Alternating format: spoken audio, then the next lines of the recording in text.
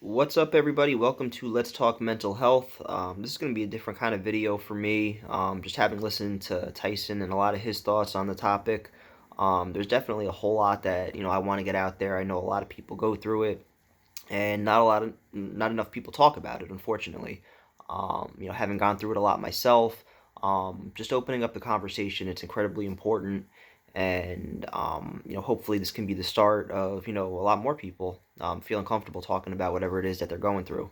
And so for me, I would say about 80-85% of my life, I'm usually pretty good. I'm pretty happy. Just kind of on the go. I teach, I coach. I do a Jets podcast. I write about my favorite sports teams. And, sports has always been my biggest escape. It gets me away from everything. When I'm feeling good, I'm into my teams and I'm into the debate. And I just go and I go on sports, and that keeps me going. But there is that 10 to 15 percent of the rest of my life where mental health does kind of consume me a little bit, and it's usually not just one issue. It's rooted in several layers, whether it's anxiety, social anxiety, depression, insomnia, panic attacks. I think there's elements of bipolar depression that are in there as well. Just kind of with the peaks and valleys that we tend to go through. I know for me, juggling, four different jobs, sometimes 3 to 4 hours sleep a night. I usually like that, and just the constant go because it keeps me from getting in that place in my own head. But sometimes it crashes where you can't keep up, and then one by one, you start to fall behind, and then you do get in your own head, and that crash eventually is there, and it's a matter of how long it takes until you get out of it. Usually for me, it's just a couple days, sometimes maybe a week or two. But recently it was a couple months, and it sucks when you get in that place, and it's hard to get out of it. And usually all the things that you have to do to get out of it, for whatever reason, you don't do them, and you don't want to do them. And no matter how many people reach out to you, want to talk to you, you isolate and push everybody away. At least that's what I had been doing. And I know that's not the right answer, and I know that's never gonna make any of my problems or situations get better. Yet you're just stuck in that place where you don't want to work yourself out of it. You want to just stay in there and be miserable no matter what. So, just get into a few other things here, and I do have a couple notes. I do want to kind of just speak freely here off the cuff, but I do want to make sure that I get through everything. And again, for me, I can't really tell. I don't know if my anxiety triggers the depression sometimes, or if it's vice versa, where the depression triggers the anxiety. I just know that, again, while going through it, it's so hard to reach out and have the conversation because there is that negative stigma that's associated with it, which is why we want to do this channel and promote positive discussion because I don't want the pity. I don't want anybody feeling sorry for me. I'm old enough to know that, like, most of my issues, it's not because of some catastrophic event that happened. I know so many people have real issues to worry about. Most of my things are all in my head, so I feel like I shouldn't be worried, and I shouldn't have to put it out there and act like my life is bad or I'm going through a lot. But I also know that, like, in my own head, that place, the mental health component part, sometimes it does get messy. And talking about it's great, but I need to get better at actually doing it. When I'm good, I'm able to live on life's terms, and that's what's awesome. When I'm good, I don't question things. I understand that we're here for a short time. Enjoy it, make the most of it, control the things that you do control. And that's the way I usually see it when I'm good. When I'm going through it, though, that's where things tend to really change. When I'm going through it, nothing matters. Don't reach out to me. I'm gonna isolate myself. I'm probably not gonna answer your text message. I don't take my meds. I don't work out. Just one by one, things start to crumble, and eventually you're always gonna be left with just a bigger mess to kind of dig your way out of. So, um, for anybody that is going through it, identify when you're starting to go through it, and don't do what I do. Reach out, actually talk to people, and do the things that you have to do to get better. So that's the first part.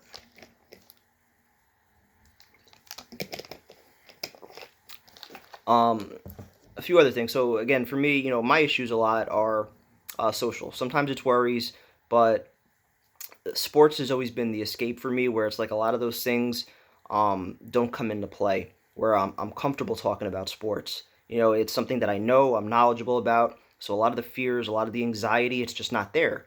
With a lot of other things, the anxiety comes out a lot more.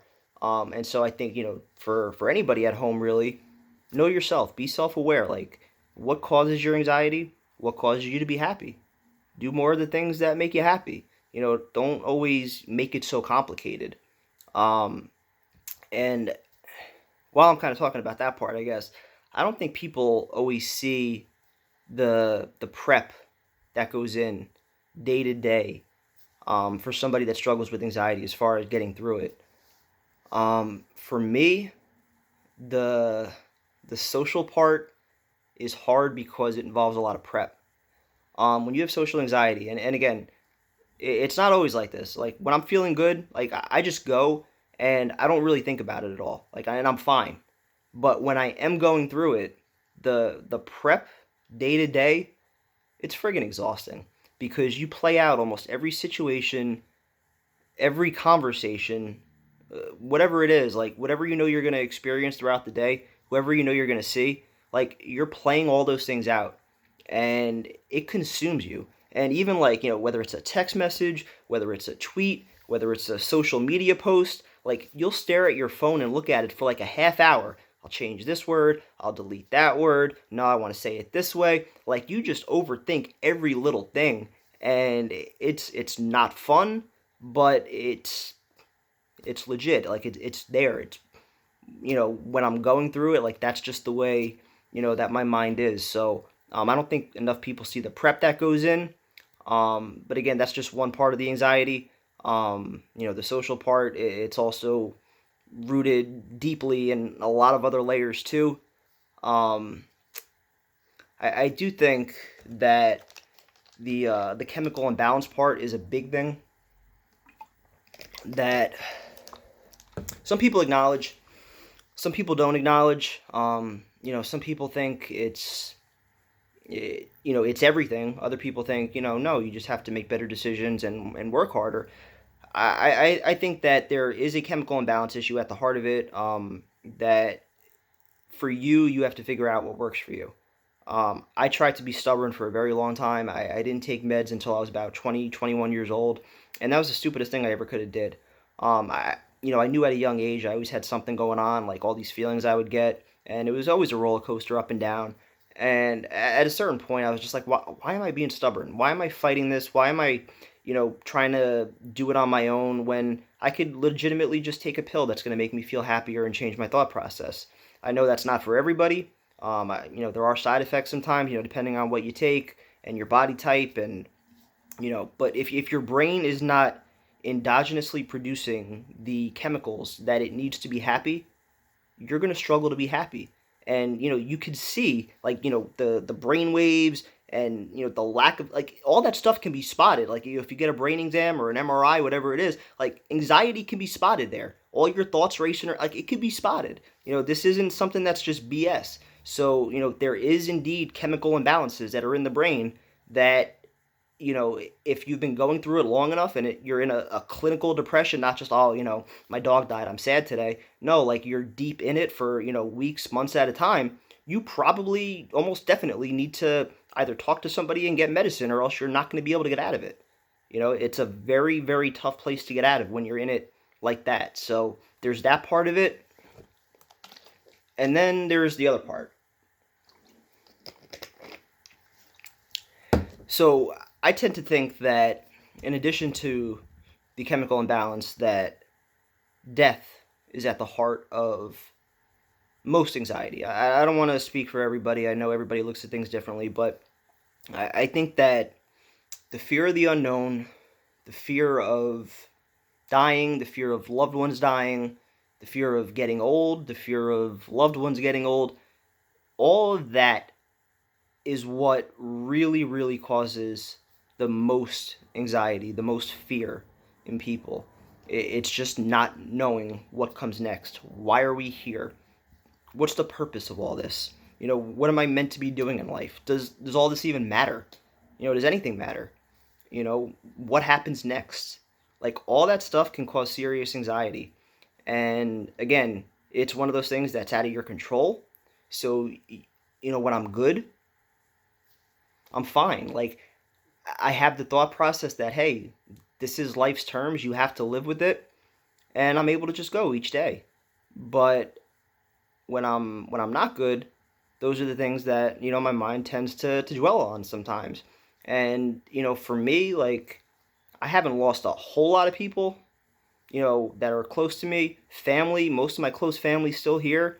I have lost a couple friends, but you know, I feel like today with news and social media and everything else, like, we see this stuff all the time, like how imperfect the world is, how bad some people have it, how unfair it is for some people, and it just makes you think, like, is there a purpose? Is there an afterlife? Like, I think if you could generate a pill that guaranteed, like, you take this pill and in your mind you're guaranteed only thoughts of, after I die, it's an afterlife, I'm reunited with loved ones, and I live forever and I'm happy. Like, I think people would have a completely different perspective and approach to life if that was the case. But, you know, because none of that's guaranteed, and again, we don't know. To sit here and say, yes, definitively there is something, or no, definitively there is absolutely nothing, would be stupid. None of us know, right?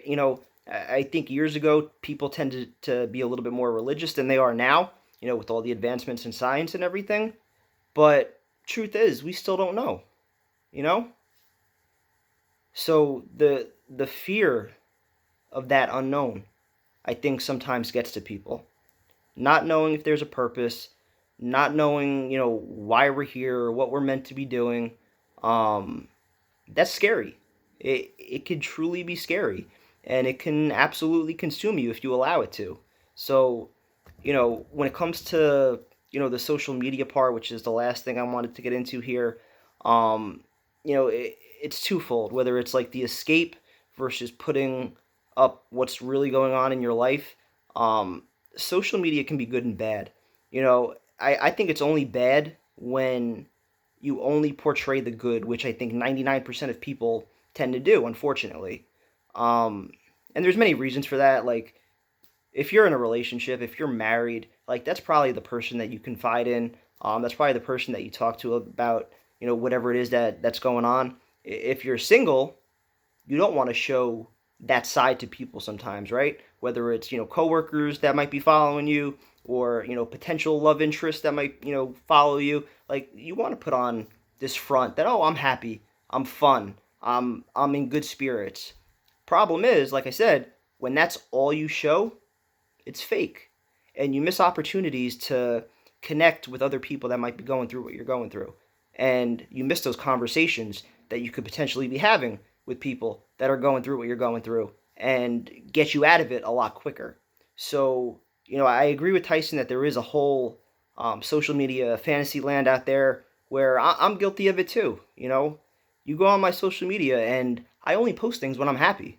I don't want to, post a pity story or, be miserable and sad and portray that to the world. Like, maybe once in a while I'll open up and post something, but for the most part, I feel like, we just want to show people that we're happy. We want to show people that we're successful and that we're living good, and anything else is a sign of weakness. And, we get embarrassed or ashamed or whatever it is, when really the ultimate strength is being able to open up and show those things.